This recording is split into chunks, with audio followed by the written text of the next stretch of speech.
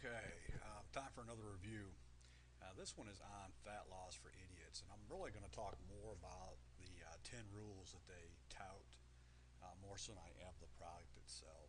I can tell you that I have firsthand experience with somebody who's used this particular diet, and they didn't get the 9 pounds in 11 days. I believe they got, or she got 8 pounds in 11 days. There are plenty of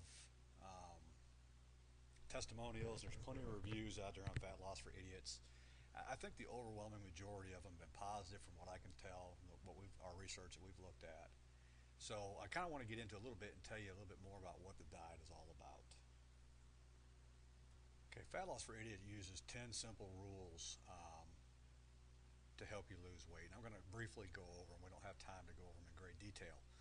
But rule number one is manipulating calories, and I'm not going to read the page to you, but basically what they're talking about is rotating the different types of calories. You've got protein, carbohydrates, and fats.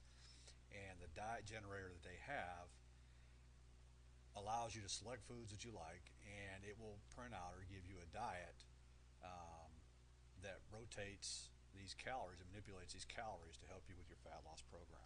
So that's the first rule that they tout. Okay, rule number two is not a big secret. They say eat 4 meals a day. It's been my experience that eating 5 meals is actually probably better for you. But get away from like a lot of people dieting. They may eat once or twice a day. Really, it's better for you to eat multiple times a day. There's been extensive research on keeping your blood sugar levels at a good level instead of having everything bouncing up and down in there. So, this here, though it's one of their rules, it's not a new rule.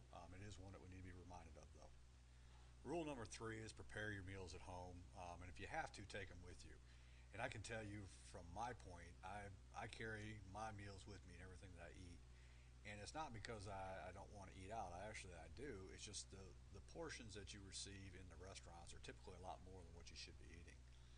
If you prepare it at home, you already have it. When you go there, you're not tempted to overeat.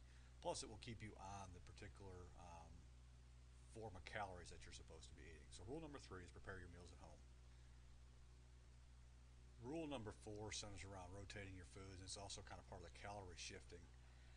What you want to do is have different portions of carbs and proteins on different days and kind of mix them up so that your body doesn't get used to any one thing.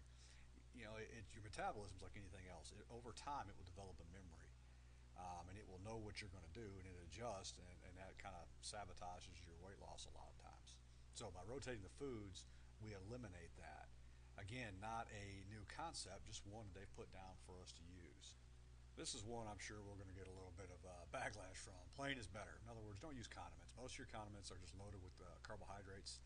Carbohydrates are what your body converts into fat, and that's what it stores up. And this is not a low carb or no carb diet by any means, but in sticking with the food rotation that we want to do, we do want to stay within the bounds of the diet. So when we add the condiments on there, whatever type they may be, we're adding a lot of extra carbs that we don't necessarily need.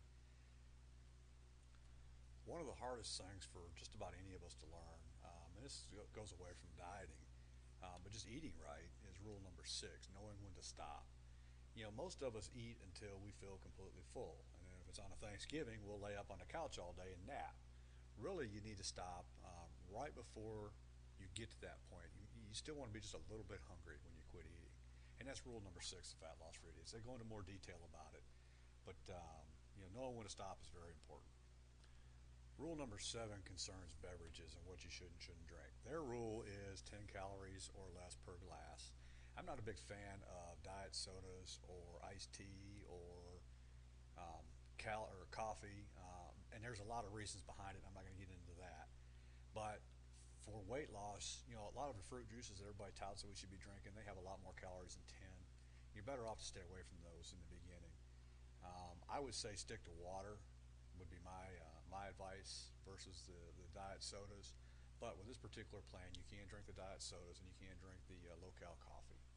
Rule 8 gets back into the drinking of water to help burn the fat. Our bodies, it needs a certain mixture to perform at its peak. Drinking 8 to 10 glasses of water per day is important. It helps with the digestion. It helps keep you properly hydrated. And it will also help make you feel a little bit full, which helps with the overeating. I I strongly suggest, and I agree with this rule completely, that 8 to 10 glasses of water per day is a minimum. It wouldn't hurt if you drank a little bit more. Okay, the folks at Weight Loss for Idiots, or Fat Loss for Idiots, excuse me, it used to be called Weight Loss for Idiots, stress that walking is not part of their diet program, but they do say that as a secondary, or as a secondary part of their diet program, it would not hurt to walk, 30 minutes a day. They say 2 sessions of 30 minutes, but if you get out and exercise, just mild exercise and walking, 30 minutes a day or 30 minutes every other day, it's certainly going to aid in your weight loss, and it will aid in your cardiovascular workout as well. They say that, and they stress that you don't need it for the first part of the diet, but I would strongly suggest if you can find it in your time to get out and just walk 30 minutes every day. And the last rule is stop looking for fat-free foods and start kind of avoiding everything that's sweet. We get into fat-free, but a lot of this fat-free stuff is loaded with sugars. And we get into the craving, we get into the way the body burns sugars and what happens behind there.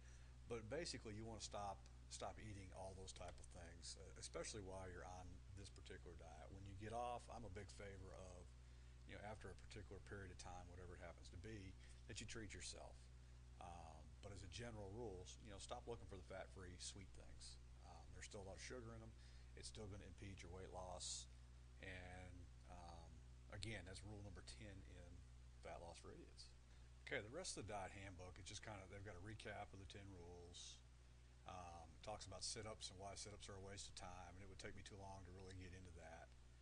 It talks about not doing intense exercises, and this is true unless you're already into a pretty good exercise program. It gives you a little bit of the background of why low-carb diets don't work and can actually be bad for your health. It talks a little about some of the rules that you might want to put in place for eating for the rest of your life.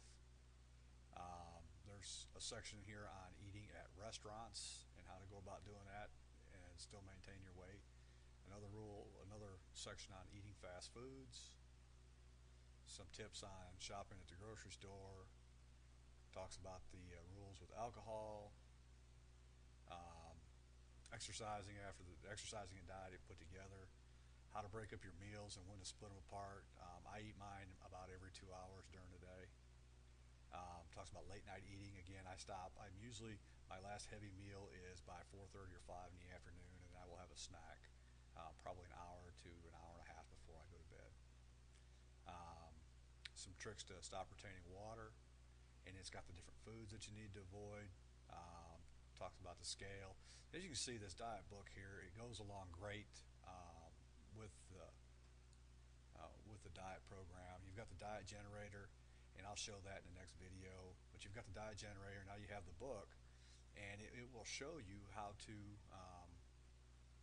successfully lose weight and keep it off. All right, I'm going to go ahead and wrap this up. Again, we've been talking about Fat Loss for Idiots and the diet handbook. If you have any questions, please feel free to email them to the ultimateweightlosscenter.com, and those folks over there will be happy to try and get you an answer. I hope you've enjoyed this video, and watch out for the next one coming out on the diet generator.